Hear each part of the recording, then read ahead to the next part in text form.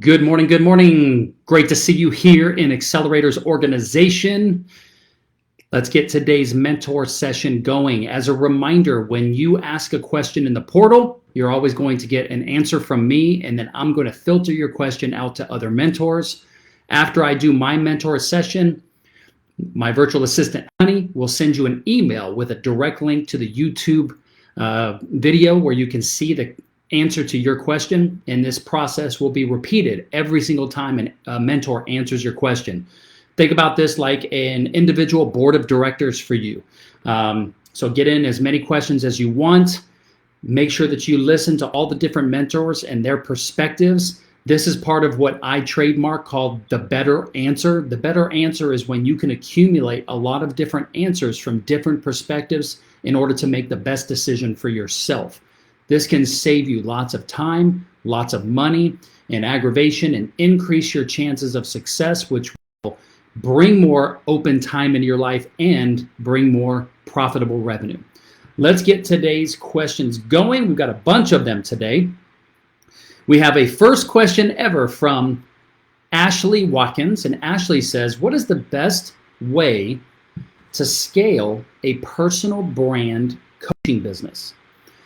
The background is I have a business consultancy. I teach entrepreneurs to leverage digital marketing to grow their business.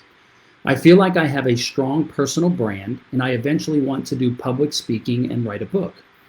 Now I am doing one-on-one coaching and teaching webinars, but I worry about tying myself to the business and exchanging time for money. How do I turn this into an agency that helps startups develop and implement marketing strategies? How does my audience still get me without me? I love this question, Ashley, because I look at myself exactly like you. And I put a post in the group earlier this week, maybe it was yesterday, the day before. You know, we have a jewelry designer in the group, and her name is Nancy. And she is having the challenges of knowing how to sell more jewelry because she's limited by the amount of jewelry that she can manufacture herself. She'll buy the material and then assemble it and get it all perfect and put it out for sale. If 1,000 people wanted to buy her beautiful necklace today, they couldn't because she doesn't have 1,000. And it would take her a long time to produce 1,000. So I said to her, you know, your expertise is probably in designing amazing jewelry and then picking out the materials that are going to be used for that individual signature piece. That's where your expertise is. Everything else in the business can be delegated out, right? Of course it can. Difficult to learn? Maybe.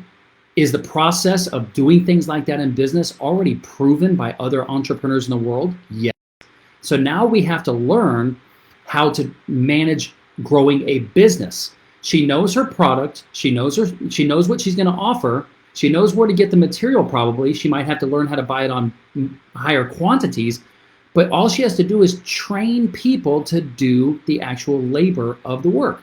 So in the same regard, in answering your question as far as scaling a personal brand, we have to, if we want to be more than just ourselves in our business, then we have to think bigger than ourselves. So let's just use Accelerators Organization as an example. I could have started an individual one-on-one coaching and mentoring program where people would get just me, and I could charge them X amount of dollars per month, X amount of dollars per year, and I could be another one of those coaches that are out there in the world, right? But I said, based on my last company of building a company that did not require me, but we still provided a great service, and it was a subscription-based business, which most business owners that learn about business love subscription-based businesses. You could look at AO as an example. How could you be the AO of your industry in which you don't have to provide all the services and you can still, your people can still get you, but they get more than just you, and there's other people in the organization that are providing the services, and then you get to spend all your time and energy figuring out how to better serve your customers, your clients. So you can see that we've got online training, we've got a database of resource of library, we have 28 different mentors. So you could use the AO model in the same way that you have built your individual model. Think bigger. There's a book called Blue Ocean Strategy. And I would recommend reading it because you are in the red ocean right now. You are one of millions of coaches in the world offering their services. Only a select few will do what I did and create a blue ocean and start marketing that blue ocean with virtually no competition. Now, the other thing I want to help you take into consideration is when we're scaling a personal brand, the most important thing is to make sure that you have your brand foundation already established.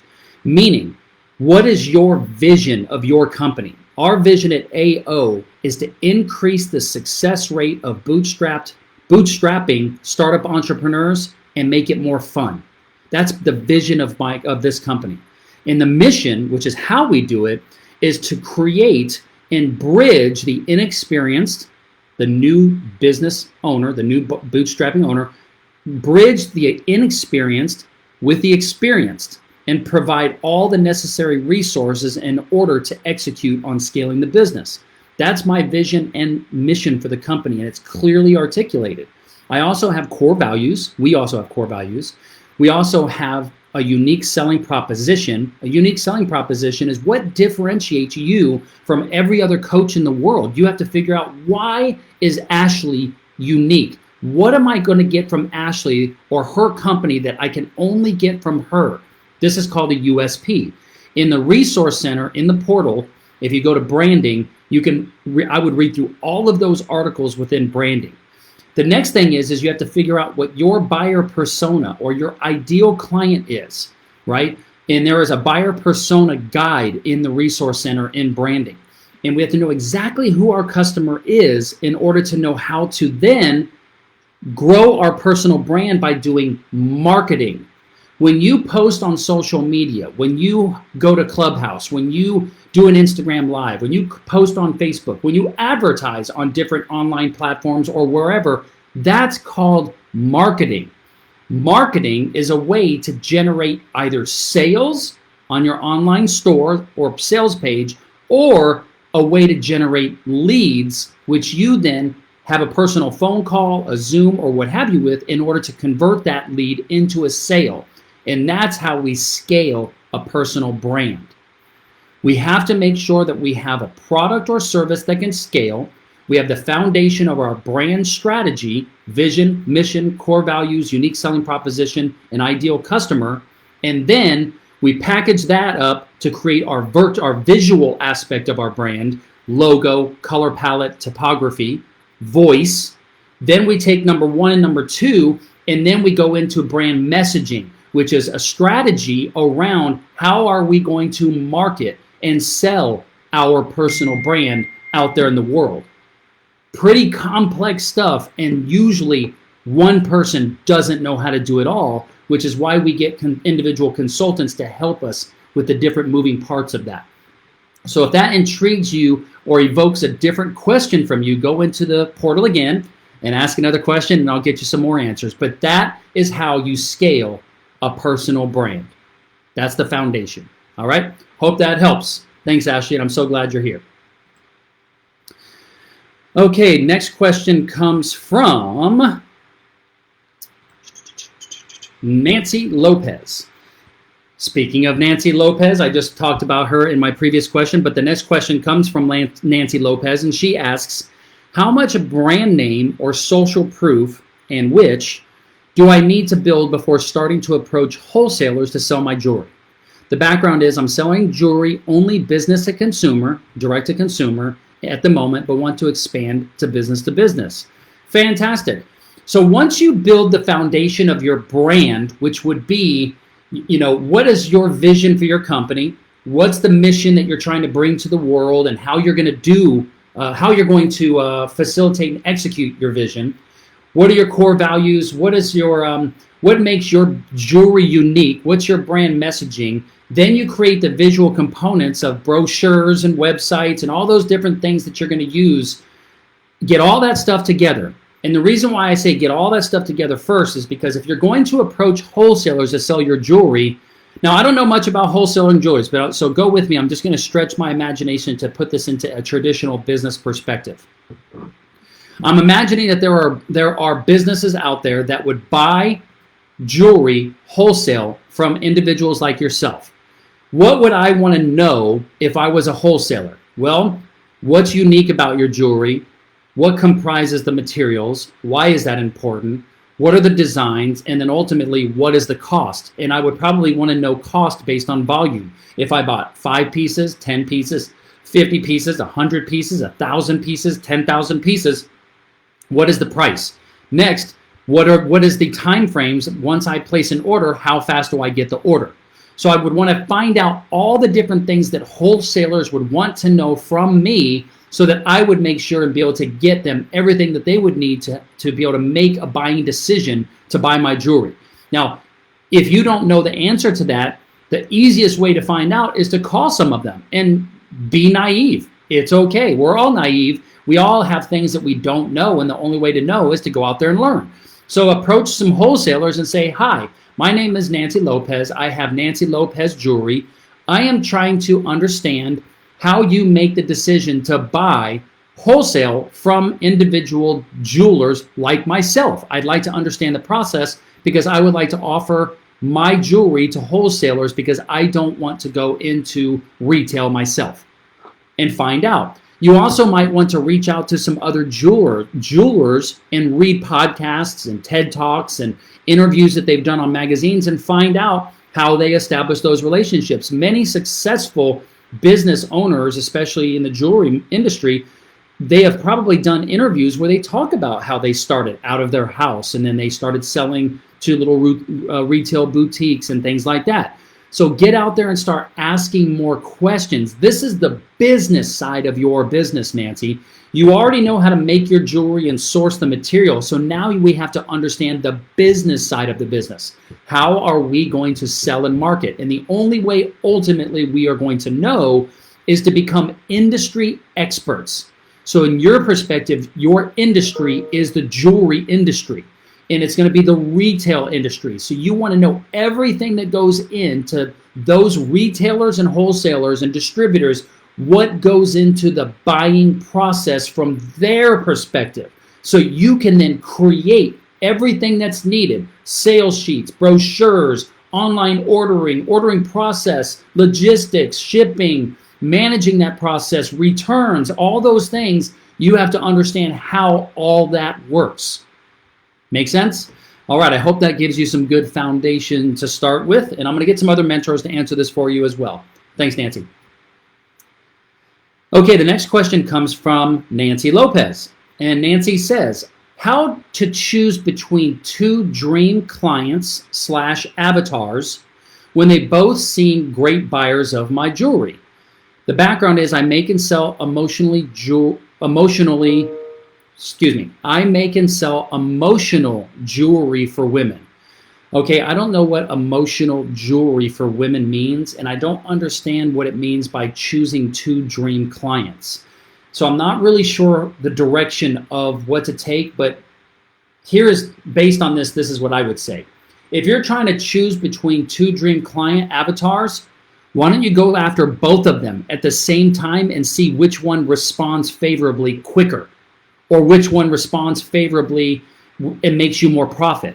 And then see if that's a large enough audience to go after, or can you go after both at the same time? Why do you need to choose? I'd like to see in your business description and background of the question a little bit more information on why you're trying to choose between the 2 and why you can't have both and where you're at. I'd like to see a little bit more description in the background there. But that's what I would say is, why not go after both at the same time and then see who responds more favorably and then make the decision then.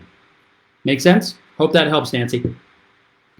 Okay, the next question comes from Dodge, and Dodge says, what is the best way to monetize your new brand when you stepped away initially and it was a nonprofit and now you want to do it as a profit? The background is I'm in the process of rebranding my business from a former nonprofit to a for-profit that focuses on social, emotional, and organizational wellness that also includes motivation. Having stepped away to deal with grief and finish my PhD, I now want to monetize my brand. Awesome. Very simple, Dodge. The first thing is to figure out what product or service you are going to offer, who you're going to offer it to, how you're going to sell it, market it, sell it, face-to-face, in-person, Zooms, social media, advertising, word of mouth, through wholesalers, through distributors. How are you going to sell it? And then how much you're going to charge. Once you finish establishing those particular elements, you'll then want to applicably or appropriately build the foundation. So for instance, if you are going to sell it online, then obviously you're going to need an online store, which is going to mean you're going to need to understand your full brand strategy, what's your mission, your vision, your core values, your unique selling proposition, and who your ideal client is, because you're going to use all that information to create the copy and imagery that goes on your website or your social media profiles. Then you're going to want to create your logo. You're going to choose what colors best represent your brand. It's called a color palette, and you'll have primary and secondary parts of your color palette. And then you'll choose your typography, because your website's going to have headers, subheaders, copy, call outs. You're going to have all kinds of different types of copy or font and widths and sizes and gradients to choose for your website. This is a lot of stuff that most people don't take into consideration, and they're wondering why people aren't buying their products, because their websites might be ugly or they might not be clearly articulating what the brand is all about. Then once you build the website, then you got to drive traffic to it. So you're either going to do social media marketing and get out there and start driving people to your website in the form of advertising, or you're going to use word of mouth, trying to send people to your website. So that's what you have to do to monetize your brand. You got to know what your brand is. What does it represent? So what do you do? How do you do it? Who do you do it for? And how much do you charge? And it has to be clearly articulated and be able to said in like a matter of a couple sentences, right? In a matter of a couple sentences, you should be able to say what you do, how you do it, who you do it for, and how much you charge. Then you can go out there and start marketing and selling your products and services. Ultimately, the biggest mistake that a lot of newer entrepreneurs make is they don't clearly articulate what their product or service is and how much it costs. And they don't have, as Tom Black, one of our mentors, always says, they don't develop scripts of how to sell their products, and they don't understand the entire sales and marketing process in order to bring buyers to a decision in order to buy. And so that's how you monetize your new brand. All right? I hope that's going to inspire some new questions. I'm sure it will. And thanks for the question. Okay, the next question comes from, how do you effectively create an elevator pitch for a business you are rebranding? The background is, actually, let me rephrase that. The next question comes from Dodge, and Dodge says, how do you effectively create an elevator pitch for a business you are rebranding? The background is, I am in the rebranding process of my business from not-for-profit to a for-profit. I focused on helping the economically challenged women and young girls to be inspired and empowered to live their best lives. After stepping away to deal with grief and finish my PhD, I am focused on a for-profit business that focuses on social, emotional, and organizational, with motivation included. Okay, fantastic. Okay, so the way to develop an elevator pitch. I am not an expert at creating an elevator pitch, but I did put in the resource center, in the portal, in branding, there are articles with guides within those articles of exactly how to create an elevator pitch. Now, here's the caveat, Dodge. I know enough to be dangerous of how to create and use certain words called wordsmithing in order to create an elevator pitch. And I also understand the use of word economy, how to say what I want to say in 10 words instead of 50.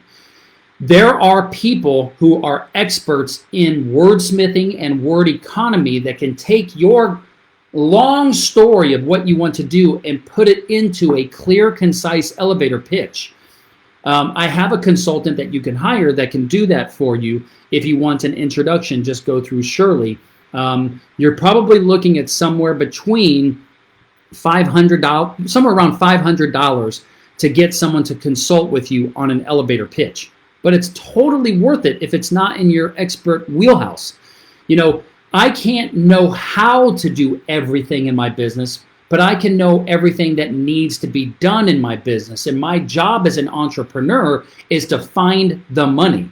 So I'm going to go work and do whatever I can to find the money to delegate and get people to help me do things. That's my job as an entrepreneur. So whether I have it in savings, credit cards, home equity, friends and family that want to loan or give me money, anything that might be, I have got to find the money in order to be able to best represent my company so I can go out there and sell and market my products and services. So in the Resource Center, there's some do-it-yourself guides on creating an elevator pitch. Once you get your do-it-yourself part done, if you think you still need somebody to help you with that, you could do a support Saturday and ask people what they think of your elevator pitch. But when I want to ask for help when it comes to my website, my advertisement, my social media, my business card, my elevator pitch, my mission statement, whatever it might be, I want expert help. I want help from somebody who does that for a living. We all might have our opinions from a consumer perspective, but when I'm talking about things that are integral for my business, I want an expert to give me their opinion. Okay? And I might be expert at business and small business, but I am not an expert at what the difference is between a 10 elevator pitch and a 7. Someone who does that for a living, they'll know the difference. Okay? I hope that helps, Dodge. I'm going to go back here and make sure you guys can hear me okay. Okay, yeah, you guys can hear me. Okay, good. All right, the next question comes from Morgan Katz. And Morgan says, what tools do you use to build and maintain your network and referral partners? Background, I work with companies to help them maintain their season tickets to concert venues and sports teams. I am very active on LinkedIn and in-person networking events, but looking for new options to add in. Okay, Morgan, I'm a little confused. What tools do I use? Like what software, CRM do I use? Or what avenues do I take to expand my network of referral partners? So I'm going to assume, because I know you well enough to know that you've got a CRM software to manage your network. But in order to build my network, you know, I get involved in organizations like AO. I'm an entrepreneurs organization. I might try BNI. I might try other industry trade groups. You know, I want to get where my customers are.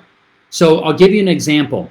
When I was selling to the hotel industry, I found out very early that hotels, the general managers in every city in America, they had a local hotel association. So I joined the Greater Memphis Hotel Association. And that got me the list of members that I could use to prospect. And it also allowed me to pay, or sometimes it was included, pay to have a table at their monthly event, their annual event. And that allowed me to network not only with the general managers, but some of the people on their team, as well as other vendors. So I looked to join industry trade. And then also I asked my customers, what organizations do they belong to? And I would join those organizations. Once I started selling to larger hotel companies like Marriott, I started asking Marriott, how can I get deeper embedded in their DNA of their organization? And they let me know they have a vendor program. And I joined the vendor program. I started sponsoring local and regional and national events. And that increased my network within Marriott. And pretty soon I had a contract with every Marriott in the country, pretty much. So I hope that helps. I don't know if that gives you any additional tools, but that's one of the things I love to do. Okay, the next question comes from Carrington. Hey, Carrington, this is your first question. Awesome, awesome. So Carrington says, what are some techniques to get potential clients to say yes or follow through with your sales pitch? The background is I am a commercial product photographer. I photograph products for e-commerce, marketing, social media, etc. When I reach out to potential targeted companies, I can see they read my pitch, email, or ad sometimes more than once, but I don't get responses. I have seen emails open 5 to 6 times, but that falls flat. Is there a better way to go about marketing to potential clients other than cold email and ad? Or if it is the cold email, how do you maximize your chance of responses? Oh, Carrington, I absolutely love this question, and you are going to love Tom Black, our sales coach and mentor here in the group. So listen, in the portal, there is 11 hours of sales training in an online course that's included that normally Tom sells for close to $1,000 that teaches how to be a professional salesperson. Now, you are a professional commercial product photographer. How many years of sales experience do you have? I don't know. But your company needs a professional salesperson. Now, in the beginning, that might be you, and you might have to wing it and teach yourself some parts of sales so that you can get some revenue generated in order to hire a salesperson. Because here's the bottleneck. As a professional photographer, if you go out and you get 10 new clients and you kick total butt and you get 10 new clients, then you have to spend all your time doing the work for those 10 clients. So while you're doing the work for those 10 clients, who's out there selling? Nobody. And you get this roller coaster of freelancer, solopreneur type of business, which can lead to massive burnout. So what we want to do is we want to get you help by hiring a salesperson so that they can be out there continually selling in a professional way. And they're going to know how to answer this question because they're a professional salesperson, and they're going to be out there bringing in new business, and they're going to get paid a commission, which sometimes can be in the form of a salary or salary plus bonuses or salary plus commission or whatever. They bring in money, and that's how they get paid. That's the business world that we live in.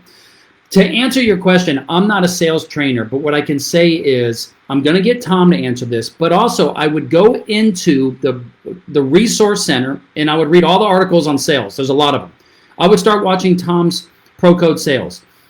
But basically, here's I know what Tom is going to say. An email or a phone call. Now, I know COVID is a little different because we can't do in-person meetings, but you can do Zoom meetings. And those customers still need the photography done, which you're going to have to figure out the safety protocol of being able to get their products to do the photography for them. But your email and your phone call, all the purpose of the initial, it's called the approach. The approach should be purely to book an appointment. And the best way to book an appointment is either in person or on the phone, not on email. The odds of sending out a lot of emails and people going, gosh, you know what? I was just waiting for Carrington to send me an email so that I could book an appointment on her calendar. I've just been sitting here running my business, doing everything, waiting for that email to come in so that I can book an appointment. Sounds kind of probably not the real truth, right? So the purpose of an email and the purpose of a phone call is to let somebody know that you want to actually have a meeting with them. So an email script needs to be as clear and concise that you're presenting your products and services, and that you're going to follow up with a phone call, and you'd like to present your services to that company. Followed up with a phone call with a well-crafted script on the phone approach. Hi, Nancy, or hi, Jim. My name is Shawn Thomas, and I work with Uniguest. Do you have a quick second? There's a reason that I will ask if they have a quick second, because 99% of the time, they're going to say, sure, even if they're busy. As soon as they say sure, they're saying, okay, sell me, right? If I just go right into my pitch, they might just be listening, waiting for me to finish talking to say, hey, I'm not interested. There's sales processes that work when it comes to a phone approach. Hey, Jim, this is Shawn Thomas with Uniguest. Do you have a quick second? Sure, Shawn. Awesome. Well, hey, it's great to meet you. I don't want to take too much time because this is a cold call. I want to let you know that my company provides security software for business center computer systems. We're the largest provider, and I do a quick little 15-second elevator pitch. I wanted to see if I could set up a time to come by and meet with you to take a look and see if my company could provide this service for yours. I'm going to be in your area on Tuesday morning or Thursday afternoon. Which would be a better time for you? You see how I'm getting them to make a decision, and I'm not asking them to buy from me right now because they don't know who I am. I just want to set up a meeting, because in-person meetings or a Zoom where that time has been specifically established for them to learn about my company and for me to get to know them, then that's the time to do the actual full sales meeting. And in the full sales meeting, there are multiple stages before I'm even going to ask for a sale or even present my product. And it starts out with the first step, which is called establishing rapport or trust. This is some dialogue we're going to have, like, hey, Carrington, it's great to meet you. Are you from the UK? Awesome. Did you grow up there? What does your family do? Did you go to school? And I'm going to build some rapport building questions that get us getting to know each other. And there's a whole process around this. That is how you get prospects to say yes. But your goal as a salesperson is to only move your buyer to the buying decision, because you're not going to get everybody, but it's to say yes. But there's processes to use to get the buyer to the buying position and making decision, and then increase your chances of a yes. Sales is a skill to be developed, just like the skills that you've developed to be a commercial product photographer. It takes just as much time and learning and education to be a professional salesperson as it does to provide the skill that you provide. I hope that helps. At some point, we're going to urge you to work with Tom to either become a great salesperson yourself for your company in the short term, and then longer term get you to hire a salesperson so that you can focus on scaling the business of what you do. Okay? I hope that helps. Okay, the next question comes from Amira. And Amira says, with e-commerce sales on the rise comes the rise of more unauthorized sellers. Over the last 3 years, I've been gathering evidence from different authorized sellers, which were customers of mine at one point, but have been buying our products from other sources. I have lawyers. However, after doing some research, I found law firms that specialize in e-commerce law. Is this an avenue I should explore?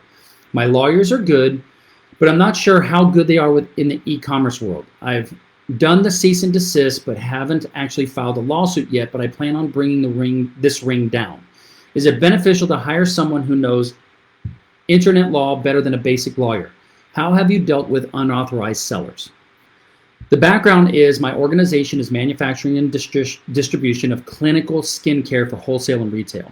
Okay, Amira, first off, I am going to redo your question when I forward it to the mentors, and I'm going to get your question in a very simple question, and then I'll put all that background in the second field. So be mindful of that when you do ask questions. Please put just your question in the first field and then give the background in the second, because that'll help us from an archive perspective. So if I understand this correct, your question is, should I hire an attorney who specializes in a certain area of law, or can any attorney provide the same services that any other attorney can do? And in this situation, if it were my business, and I've never had experience with this before, but if it were my business, yes, I know enough about business to know that there are attorneys that specialize in different areas of law. And what you might want to do is you might want to, now that you're growing as a company, I know you hit almost 5 million last year and you're going to grow, you might look to go with an attorney firm that has a well-diversified area of expertise across all areas of business. They're more expensive, but that's why you get what you pay for, because you're going to be able to deal with one attorney firm. You could still keep the personal attorneys that you're using for certain things, but this is something I would urge you to take a look at, and if in your areas, to try to work with a bigger law firm that can service your entire needs across the scale of your business, including IP, intellectual property, trademarks, patents, and then actually litigation, which is what you're talking about. So yes, my answer is yes, I would work with an attorney who specializes in that, or go with a bigger firm that has a department of attorneys that deal with that. I've never dealt with unauthorized sellers, so I can't give you any experience sharing there, but I'll get a couple other mentors that might sell to wholesalers, and I'll see if I can get them to help you. Okay? Hope that helps. Thanks, Mira. Okay, the next question comes from Dodge. And Dodge says, what is the best platform for e-commerce? FBA or Shopify? Also, what is the thought process around choosing products? choosing what may be popular or something that may be passionate about. Thanks. The background is I set up a Shopify store a year ago as a potential side business. It was motivational/inspirational. I made some sales and got some contacts, but I really didn't promote it much. I struggled between FBA and Shopify because I felt some of the products I listed were from overseas and the arrival times took too long. I hit a dead end. Okay, so Dodge, this question kind of scares me because it makes me feel like you're a little lost and you're just searching, plucking it out of thin air and trying to figure out something to do, and that usually leads to lost time and money. The best platform for e-commerce is the best platform that's going to help you sell your products and services. Now, if you're going to sell somebody else's products and services, then that might be an additional thing to think about. There are a couple people in the group that I would tell you to talk with, and if you'll reach out to Shirley, or Shirley, if you will tag each of these people in the comment section to introduce them, Dodge, I would recommend that you speak with Todd Ferguson. He's familiar with Amazon and his processes. And then I'd also talk with Tim Schiffer, because Tim has a drop shipping business where he resells for other name brand companies on his own website. It's not his brand of stuff. There are pros and cons to Fulfilled by Amazon, and there are pros and cons to Shopify. Traditionally speaking, Shopify or WooCommerce or one of those types of website are going to be better when you are building your brand and you want to sell direct to the consumer. And that's a more profitable business usually from a profit margin perspective, maybe not from a gross profit perspective, but from a profit margin perspective, direct to consumer is usually a higher margin. However, with Amazon, you get the benefit of billions of people shopping on Amazon and searching for different products. And if you do a good job of getting your products in front of them, you'll attract more eyeballs and potentially make more sales, but your margins will be smaller. But that could be made up by volume. Both of them are very complex and unique business models that, based on my experience, that are very challenging for someone to be able to do both and not have a team. But first you have to understand what it is you want to do with business. Anybody can go buy a Shopify store or set up a Shopify store tomorrow, but that doesn't mean they're going to make sales. Business still clearly needs, what does your business do? Who do you do it for? Why should somebody buy from you? What does it look like? What's the logo look like? What's the color look like? What does the photography look like? There's so much more that goes in to just going on a Shopify and putting up a store, which you've already experienced. I like to think more strategical in what I do in business. And I want to have a strategy, then a plan, and then execution. It sounds like you went straight to execution with no plan and no strategy, and that leads to complete and utter business failure.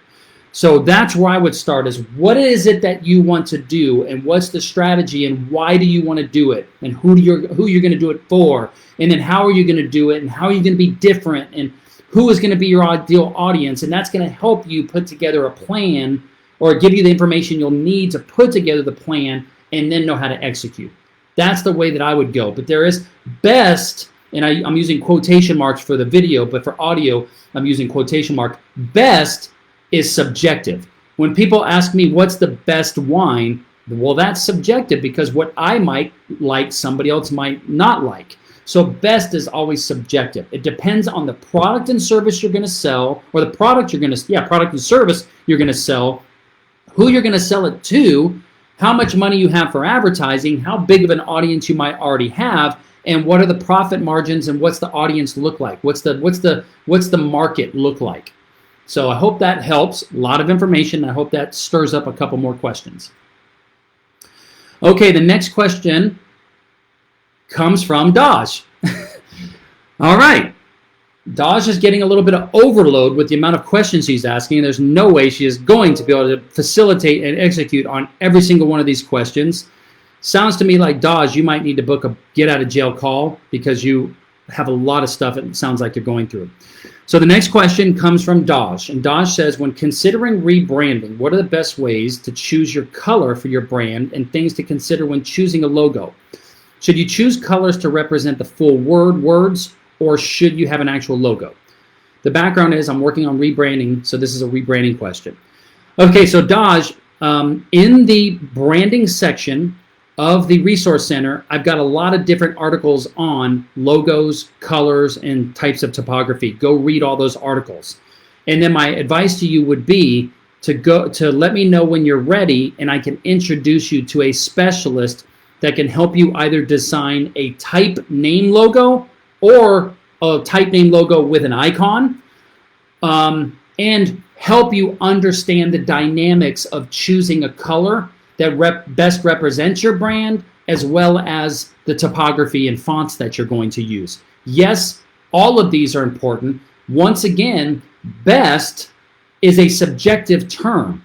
So there is no best way, but the ways in order to choose a great brand name, colors, fonts, and logo is to work with an expert that will work with you one-on-one to ask you questions, and they've been trained on what questions to ask you in order to facilitate designing a logo for you, and there's usually multiple rounds of edits, as well as presenting you color palettes based on what your brand strategy is and your brand voice.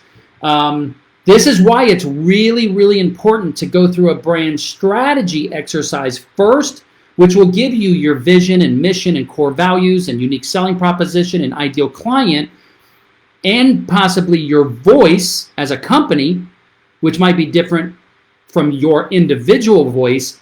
And all of those things will help decide what colors best represent the tone of your brand. Very, very complex stuff here that we're talking about. This isn't something that you just pick up a book and it's just going to go pick this color, pick this color. It's not that easy, unfortunately. So if I was going to say that there's a best, the best would be to work with an expert and pay them to help you build the branding. And I can recommend someone to help you do that. Okay? You're probably talking about somewhere for brand strategy, somewhere around $1,500 to $2,500 to get a full guide on your brand strategy guide.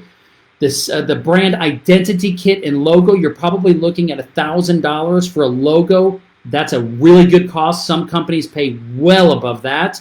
But for a small business owner, I would budget around $1,000, because if you hire someone for a couple $100s on Fiverr, you get what you pay for. You may get extremely lucky to find someone who will do it for $150 overseas, but by and large, the majority of people don't find a logo for $150. They end up having to hire someone else, and it costs about $1,000. And then to pick out all your brand identity kit for a color palette, typography with all the different layers of each, you're probably looking about somewhere around $3,000. Okay? And when you're ready for that, let me know and I can get someone to help you. In the meantime, you can educate yourself by going into the Resource Center and reading all of the articles that I put in there around branding, and there's a bunch in there that can help you with it, to kind of understand the philosophy around all that stuff. Okay, the next question comes from Sam. First question from Sam. Good to talk to you the other day, brother.